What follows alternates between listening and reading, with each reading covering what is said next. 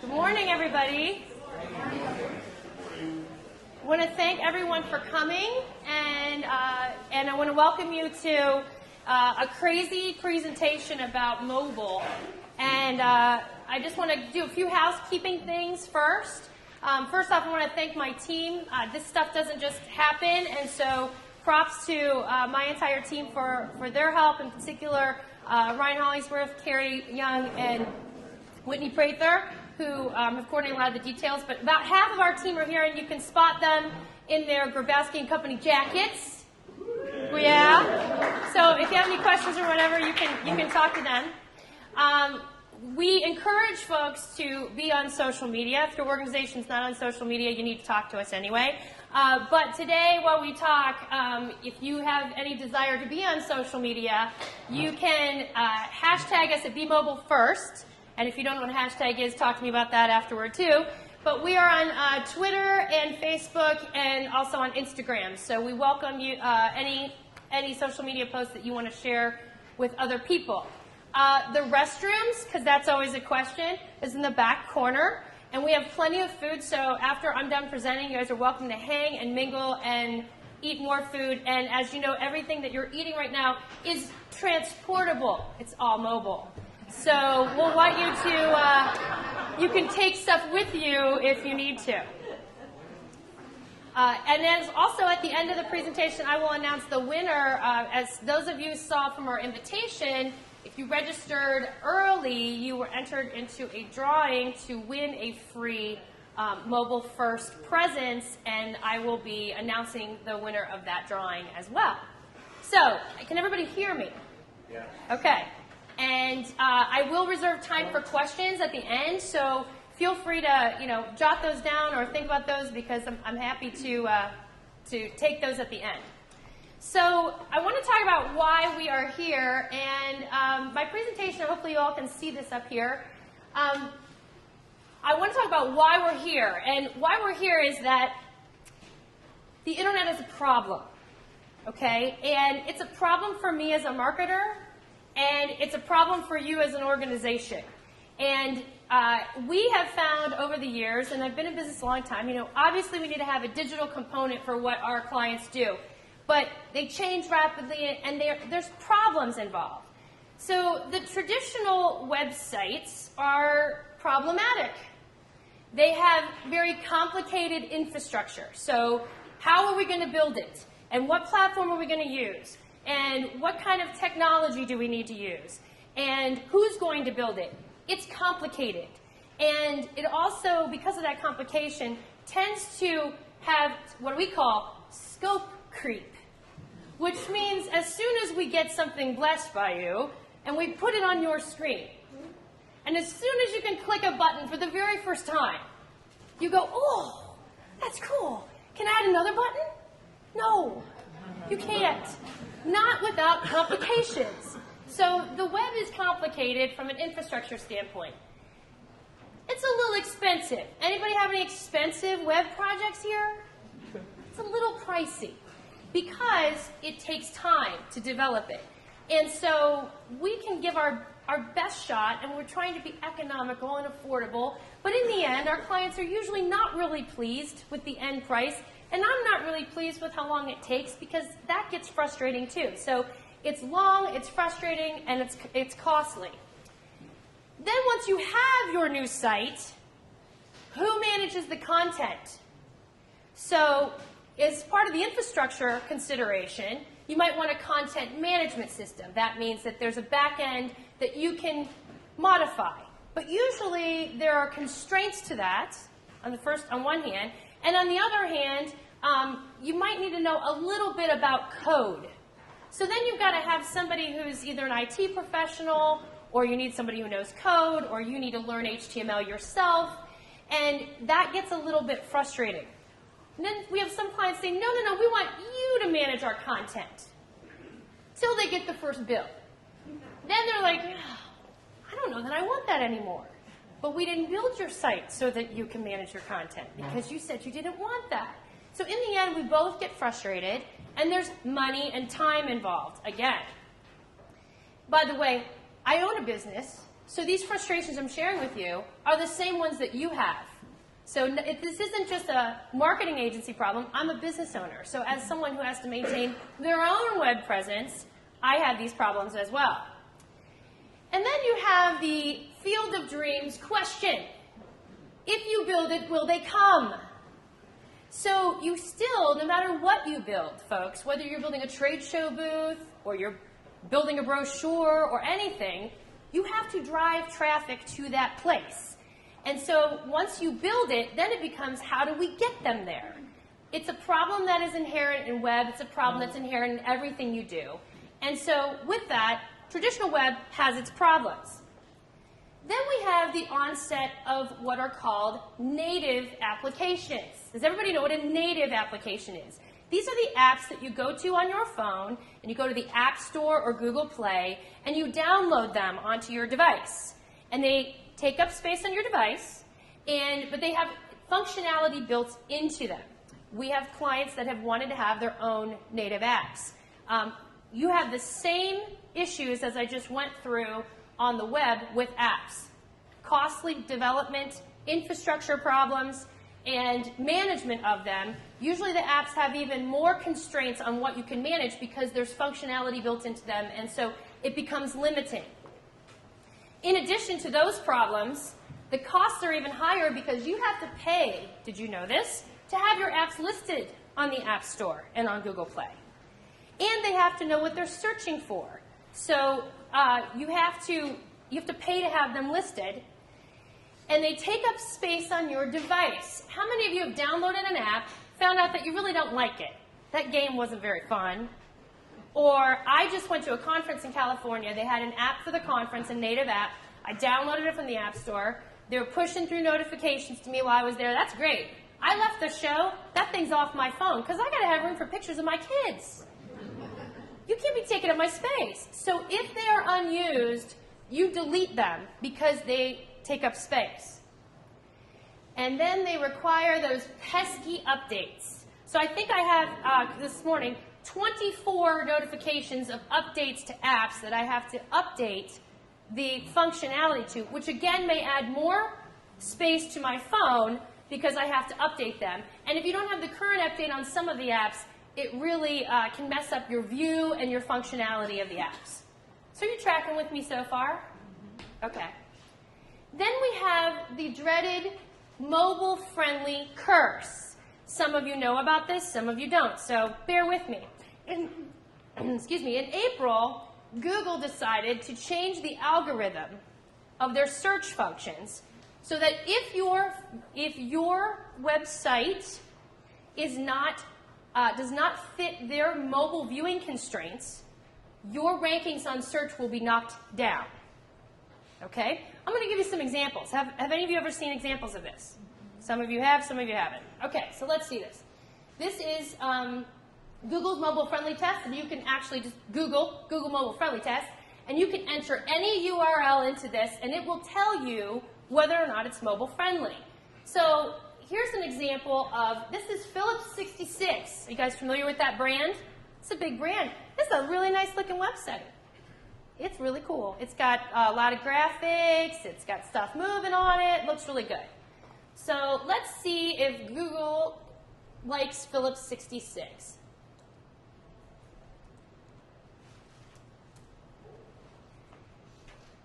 Philips66.com.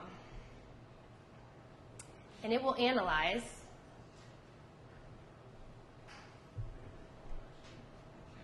which means it's processing a lot of information.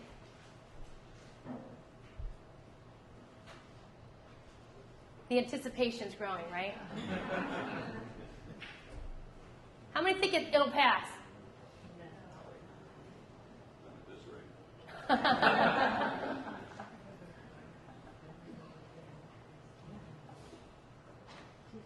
Not mobile friendly. Uh-oh, Philips. Okay? And when you scroll down here, you'll see how that website looks to Google. Okay? So a lot of folks are going mobile friendly. This is MedSource. This is a client of ours. They have a beautiful website too. They're based in Houston, Texas. So when this is MedSource's homepage, and it looks nice, got some content, yada blah.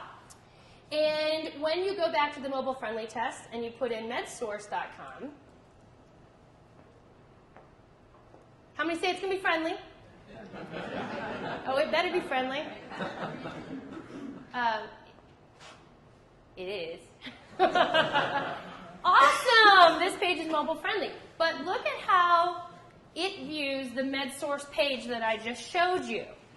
So it views it differently. It reconfigures the elements so that it's viewable on a mobile device, but it's not what you see on the full screen on the desktop.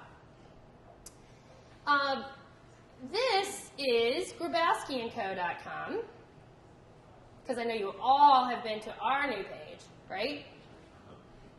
This is our page. Let's see if grabowskiandco.com is mobile friendly.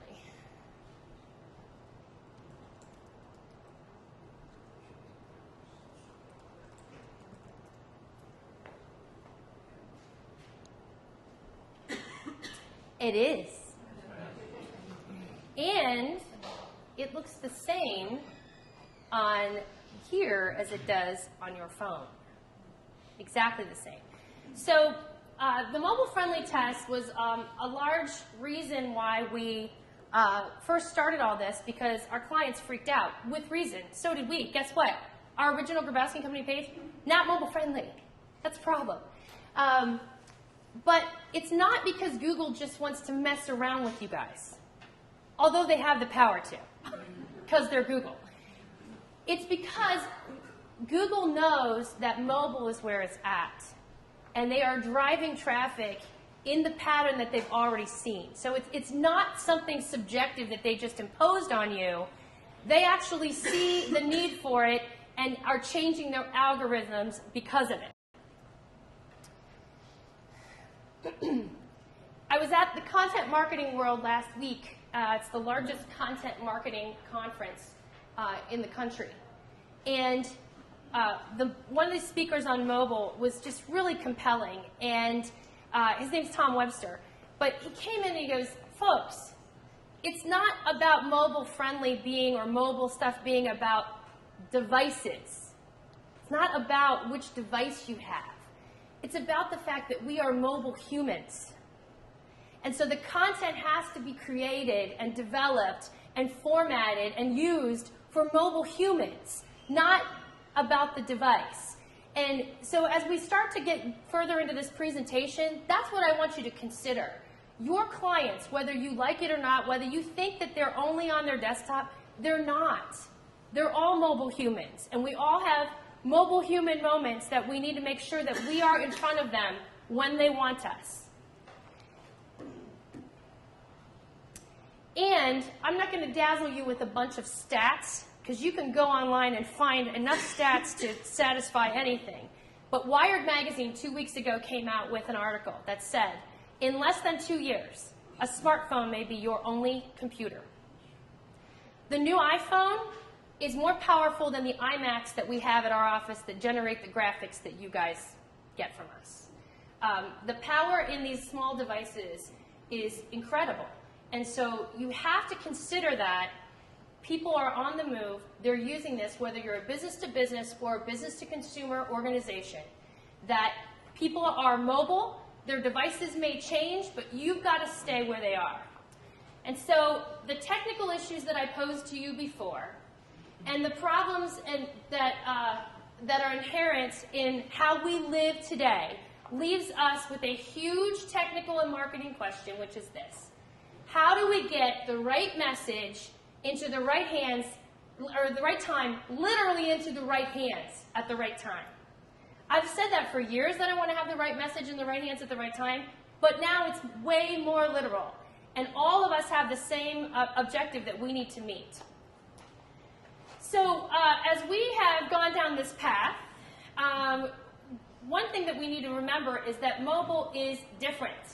Mobile is not the same, not just from a device standpoint, but we use mobile differently than we use other devices and other things. So, what's different about it? Well, we don't want to have to go like this. You know why? Because we prefer to text and drive. We prefer to have one hand on the wheel, so when you require us to have two hands on it, I can't text and drive. But we don't like to have to scroll. In fact, our tolerance of things has really rapidly changed, okay? Is it really that big of a deal to go like this? Well, yeah, today it is. We want one hand, and mobile is about our thumbs, not about our fingers. So all the time that we spent going, how do people click through? Now people thumb tap. And if I have to tap more than 3 times, forget about it, I'm out of here. We really, really hate to have to turn the phone. I mean, if I have to go, oh, that's hard. But we want to hold it. There's a comfort level in this. Look, we're getting down to a watch. Okay? So believe me, as someone that creates artwork that I love is big and beautiful, I suddenly have this much space. Oh, and my designers love this. It's vertical. What kind of depth can I get in that? It's because with mobile, we deal differently with our thumbs. And mobile, we want to take action. We want somebody to show us something. We want to hit a play button. We want to tap something to call somebody. And we want to go somewhere. So if it's inactive, we don't like it. It doesn't feel like mobile. It's like, oh, I'll just look at that on my desktop. So those are some of the ways that mobile is different than the way we use other media forms. But there is one way that mobile is the same, and that is that users care about one thing and one thing only: what's in it for me. And if you don't answer that question with your content, and you don't get them to where they need to be fast, you have lost them, and you've lost an opportunity to connect with an audience. And I don't think any of you want that, right? So I've kind of set the stage for our approach to mobile, but I want to talk about the infrastructure a little bit. I'm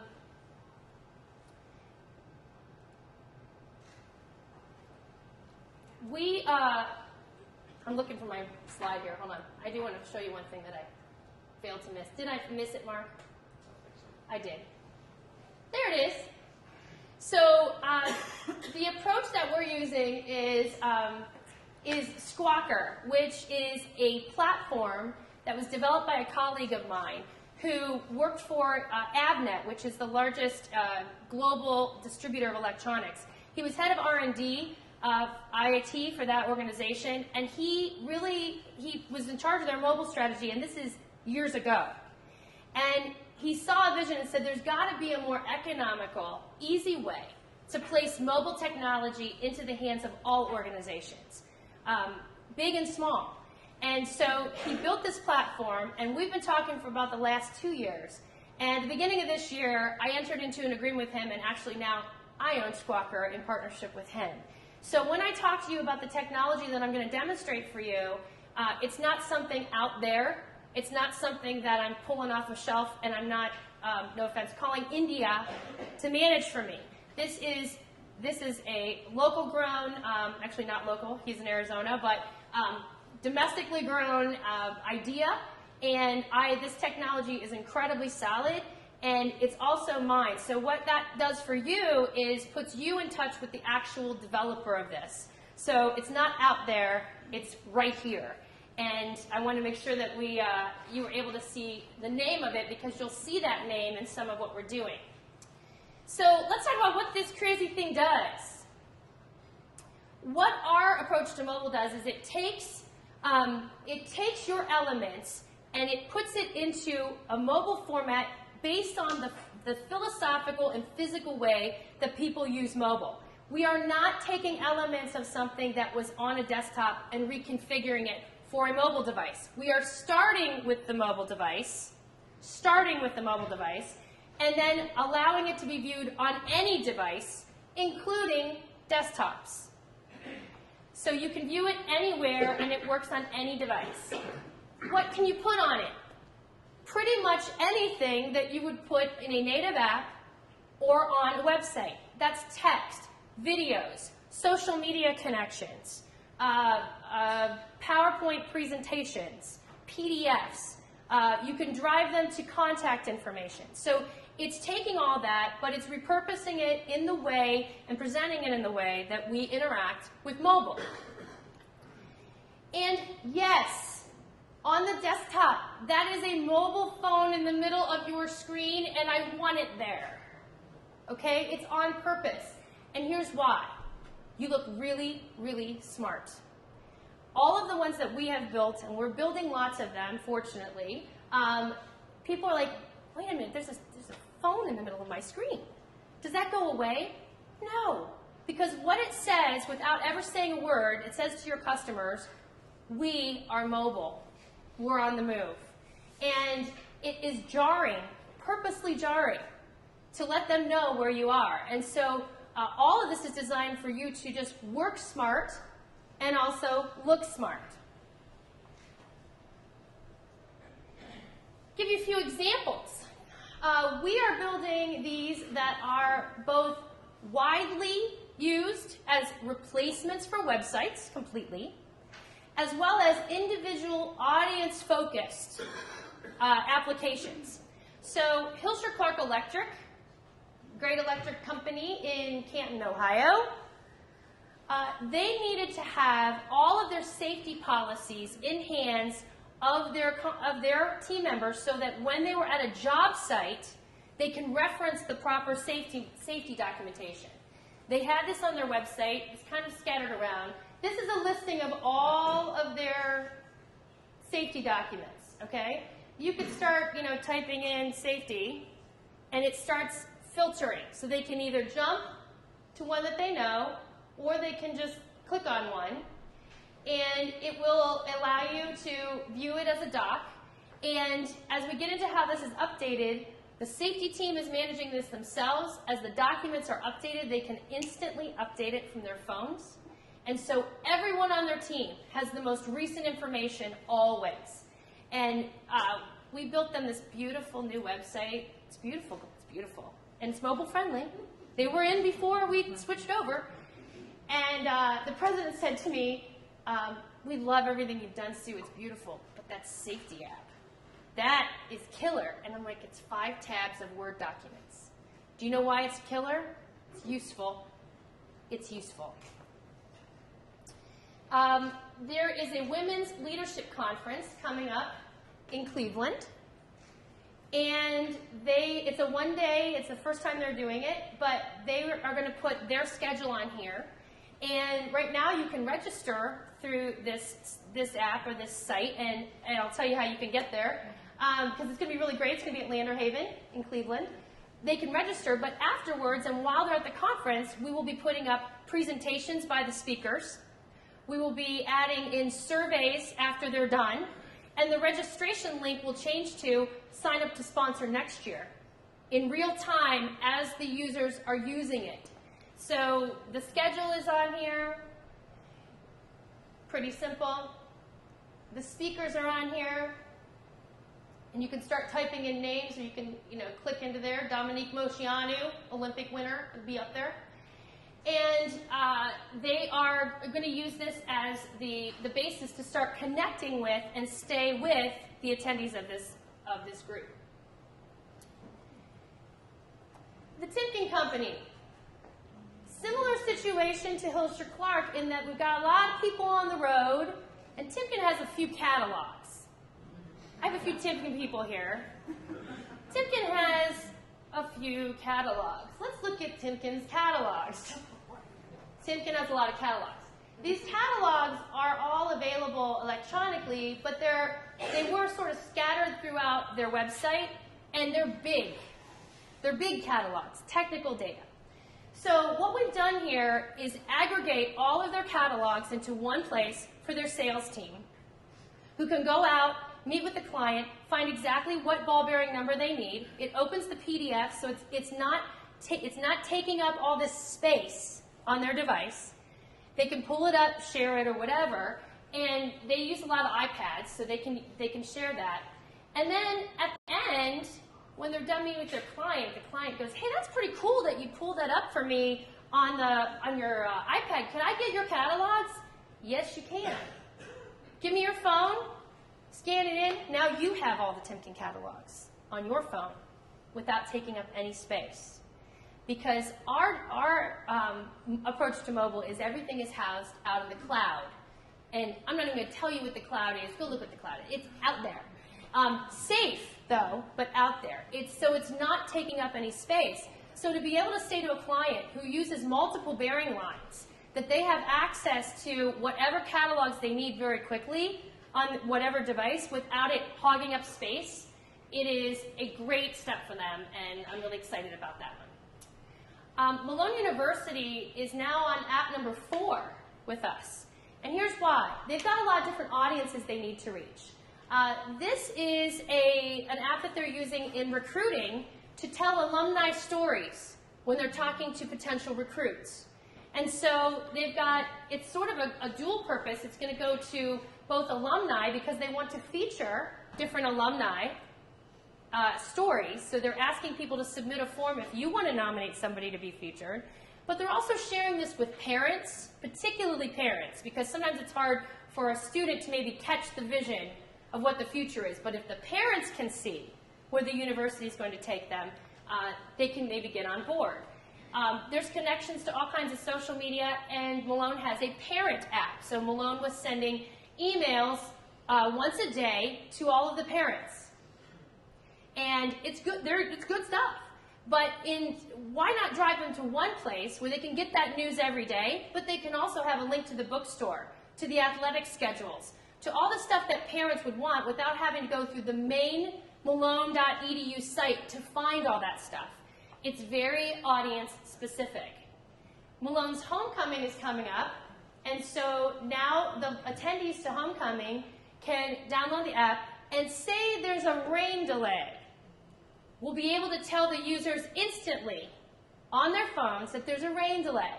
And they have one place to go, so they don't have to look or call. And there's accommodations and all kinds of extra information in there. The local accommodations have direct lines to those hotels and places where they can just dial it on up. And then, of course, there's Grabowski and Company. So how many of you have been to our page?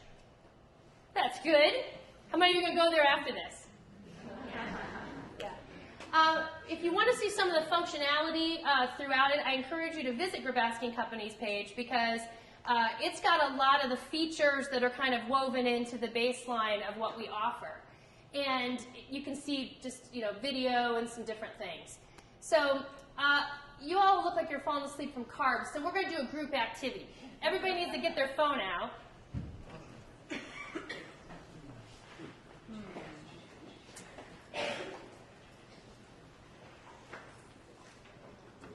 And you're going to open your browser to grabowskiandco.com.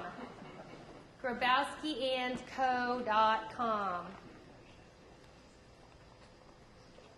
And once you have that up and it's loaded, hold your phone up for me.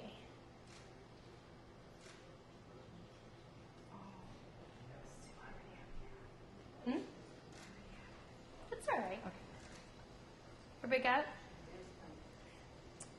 Okay, it's loading. I see them loading. When they get to this, show me this. Yeah, good. Okay.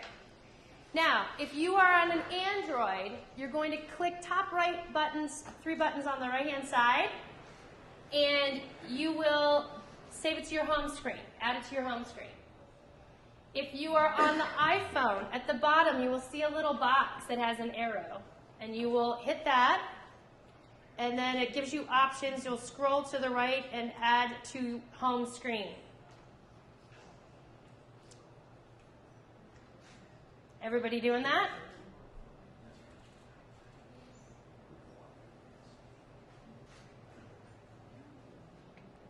We good? When you hit add to home screen, it should create a little icon that appears on your home screen. When you have your little G, let me see your G. The G. G's, okay. So now you have Grabowski & Company with you all the time. And I am not preventing you from taking pictures of your children because my app doesn't take up any space on your phone. So this is how we create icons for each of ours. And actually, we just found this morning that one of the Android versions of the phones, if it doesn't recognize it correctly, Jennifer Dreyer was telling me, that it actually will put like a little weird symbol, and our apps are the only ones that are showing up with the little G on it or with the icons on it that we create for the client. So every one of these comes with this, so it's treated like an app. But the information updates instantly to everyone who has it. So it is always current. They don't have to update the functionality. And if there's a major content change, a little button will flash in the corner saying, there's something new, do you want to see it? And you hit yes, and it refreshes. Everybody good? So the other benefit of our approach is we're working with Google, because Google rules the world. And content management's a problem, as I told you about. So what's great about this is your content is managed yourself. You don't need us. You don't need us. You need us to tell you what to put on there, that's for sure. But you don't need us to update it for you. If you can edit a Google document, Google Word document, a Google spreadsheet, or a Google slide, you can maintain all your content instantly. Would you like to see it? Yes. Yes. Okay. So on Grabowski Company, under what is mobile first, did somebody read something weird there? What'd you say, Leonard? Webby. Webby has gone mobile. There's a typo. That's wrong. So I am going to go into a Google Word doc. I'm going to change that to web.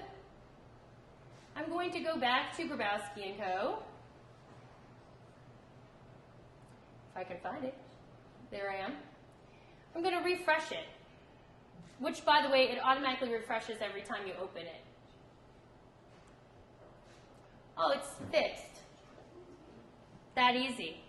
But as I look at it here, I'm like, you know what? That looks like a lot of content. It's kind of clunky. I think I probably should add an extra return in there. So I'm going to update it from my phone this time because, you know, sometimes we aren't at a desktop where we can update it. So I have Google Drive on my phone, and I'm going to go in here on this copy, and I think I'm going to add a return right before the contact us. Let's see here. Let's add a return. And did you see that bump down? Yeah. It bumped down from here. I never touched that. Okay? And when you go back to Grabowski & Co., hello? Where am I? There I am. And refresh.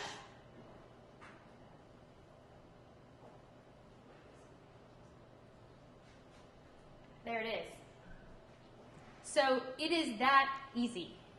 I've never been able to provide to my clients an easier way for them to manage content. And yes, does it pull some of the work out of us? Yes, but it puts you in control. And when you've got a specific audience that you're trying to reach with information right away, the best thing that you can do is be able to update it on the fly and to not have web complications, to not have to call back to a home office, to an IT company, to be able to manage it on your own. So I've told you kind of how it works. I've told you what it does. I've told you why you need it. But here's the most important things, and this is it. What's in it for you guys? The bottom line is you need to connect with your clients.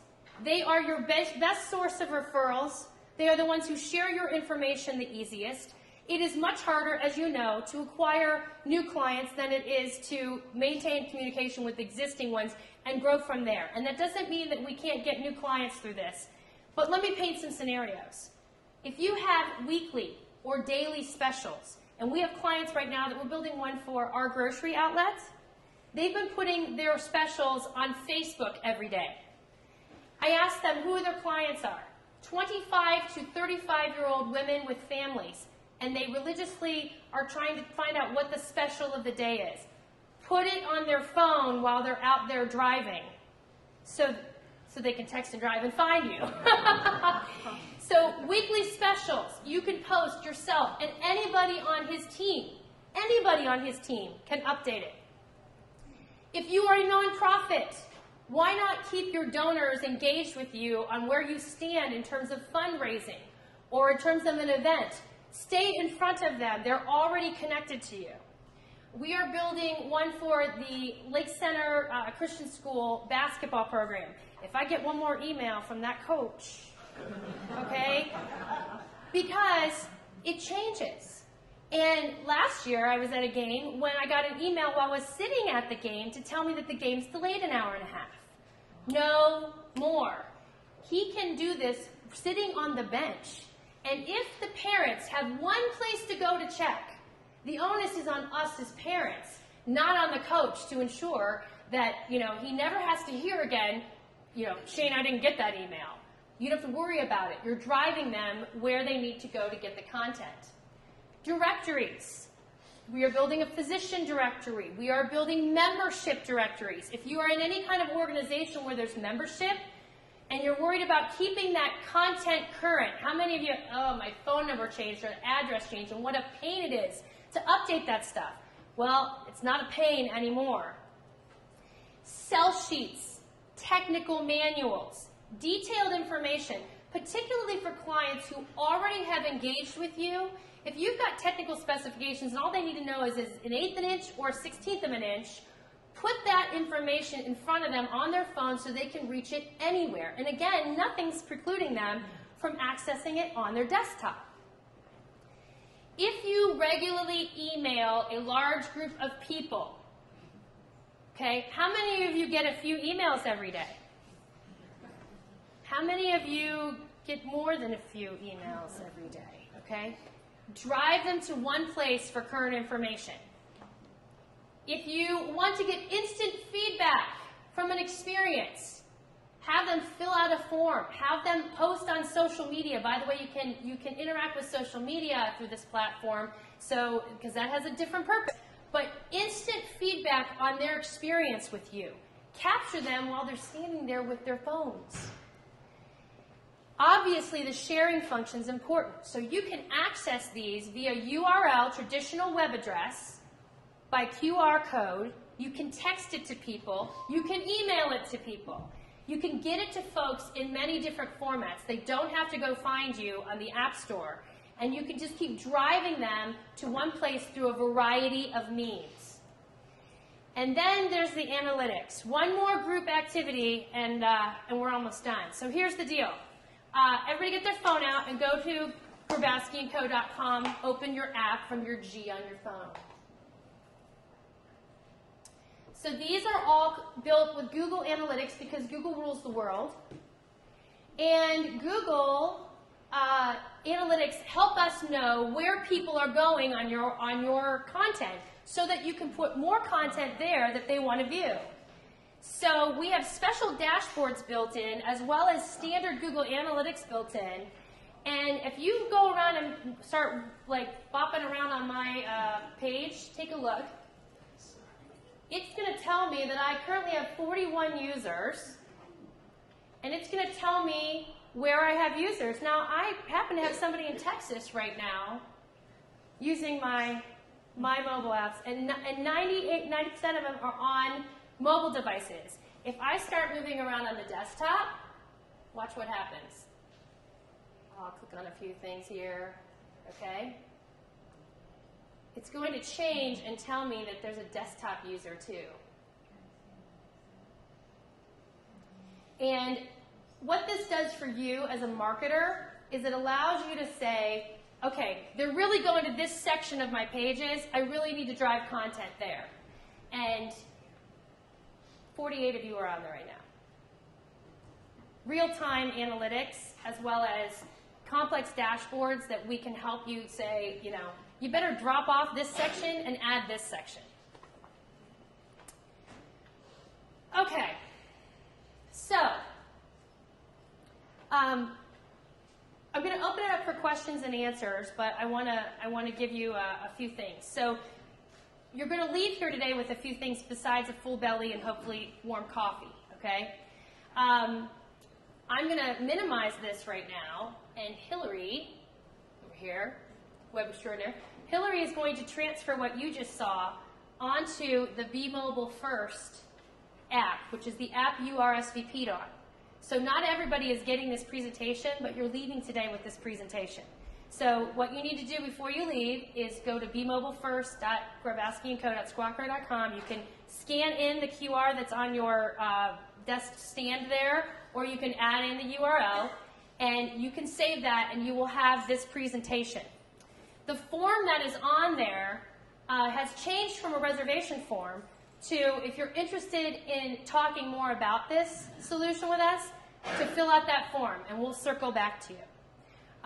So I encourage you to do that before you leave, and if you don't want to do that before you leave, it's fine. Just talk to one of us in the black jackets. I'm going to open up for questions. I do want to announce the winner of the free Mobile First solution, and that is, drum roll, yeah, Western Reserve Public Media. So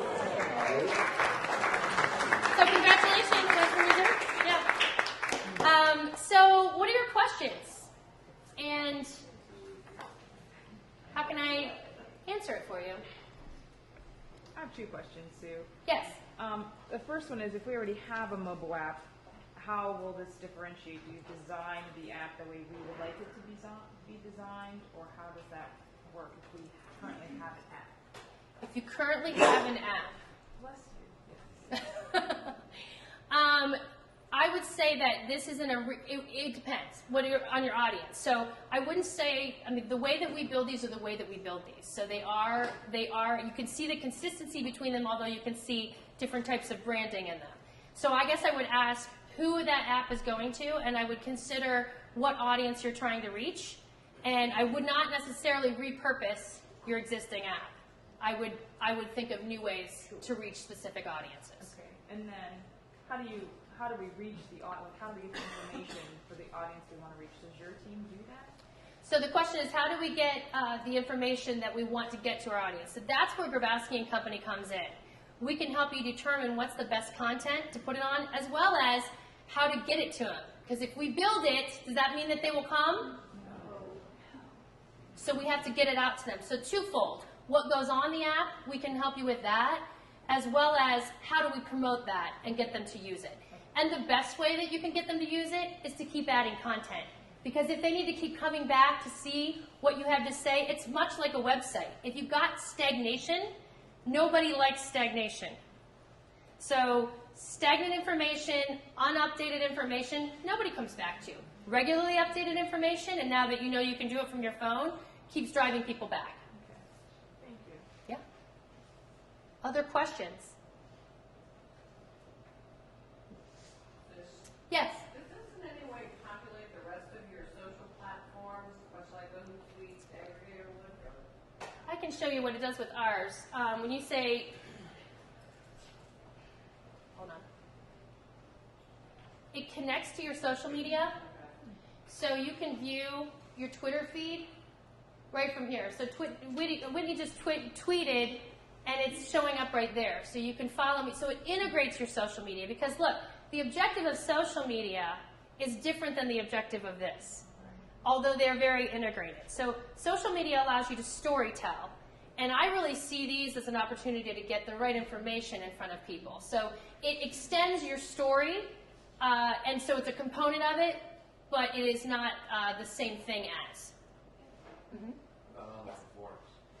Online forms, surveys, shopping cart functionality, all of that is integrated. So yes, you can do online forms very easily. And in fact, that's how we're asking you to respond today, is through forms. Alyssa.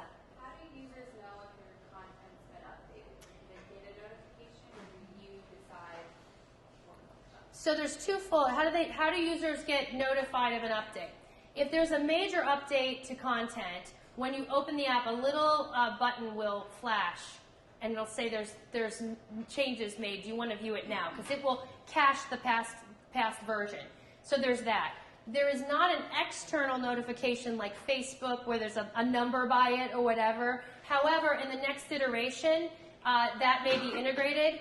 And what's really cool about this is if you get one of these and we upgrade functionality, you get that upgraded functionality automatically. You don't have to pay extra for that stuff. Chip. So you showed us how to change content that's already existing. What about adding pages and some of the things we're used to from the WordPress content management system? So we try to come up with what's the structure, what are those categories of content, and what type of content are you going to put in there? And then we set that up so that you can add accordingly. So the key is, much like approaching either a traditional website or an app, you need to consider what's the most important information that they need to have in those kind of hierarchy buckets. But then if we know you're going to want to add images, you're going to want to add a presentation, then we build that for you and turn it over to you and say, here's where you drop that presentation. Here's where you drop those new images. Jackie. So the Google Docs actually integrates with this? Yes. So they're kind of like... Google Docs are integrated with this. So it's a common platform. Generally speaking, if you've not used Google Docs, it's very similar to using a Microsoft kind of program. So Google Slides are a lot like PowerPoint. Google Docs are a lot like Word and spreadsheets. So generally it's spreadsheets, slides, and Word docs. But you can also drop in PDFs or links to PDFs. And you can point users anywhere. So you can point them out to existing information anywhere. Other questions? Yes? Specifically concerning the Malone app for the homecoming, Yes. I noticed there was a spot there for accommodations. Do you have the ability to attach a map instead of just having an address on it? That's correct. So everything is connected. Thank you, Leonard. Everything is connected via a thumb tap, right? So you can map everything, locations, and it goes to Google Maps so you can get navigation directions. So everything is integrated. So if you're on, if you're going somewhere like that, you're not looking up the phone number and then clicking on it. You're just clicking on it. You're clicking it to launch, tapping it to launch an email, tapping on it to go to the map. Yes, all of that is integrated. Yes? We're in a big retail business and we do a lot of texting now to let our clients know we've sent them an email with a quote Ah, because they get inundated with so many emails, Mhm. but they specifically are time sensitive to that. Is this something that you can put quotes through this, or you're still going to be doing an email quote because of, yeah, it is public. okay. Much like, we have ways to put private things behind, we can lock some things down, but I would say in your case, given the sensitivity of what you're sending, you still might send them an email. But how you might use this is to let them know about specials or to, let them know about upcoming promotions if they're considering buying. Yeah. Any other questions? Okay, so I have one more favor to ask. So when you leave, I want you to go to Be Mobile First, and in fact, I think it's up, right, Hillary? So now on the page that you registered, you now have. Hold on. I'm refreshing. There it is. You now have the presentation. It would be on your phone. There are mobile coffee mugs for you over there to take, and there's a QR on the back that'll take you to grabowskiandco.com's page. There are winter touchscreen gloves incorporated in there because y'all are going to be using your mobile phones when you're out on the road. Okay? And I have one favor to ask, and that is that you would stop by before you leave, talk to one of the folks in the black jackets here, and I want to know what your aha moment was this morning, if you had one. And we'd love to videotape you if you'd be willing. If you're not, we're happy to voice record you or just write it down, but we really want to hear verbatim what you had to say, not paraphrase, which is why I'm asking that. And if you didn't have one, that's okay too. But we'd love for you to share what your aha moment was with us as we begin to roll this out. And any of us are here and available to talk about details. We'd love to work with you on this. And if nothing else, I want you to leave here knowing that you have a challenge before you to stay mobile in front of your clients and in front of your constituents. I'm confident we can help you. But if you haven't begun taking this step yet, now's the time. So thank you so much for attending. Feel free to hang out, have food, and please talk to one of my team members before you leave. Thank you.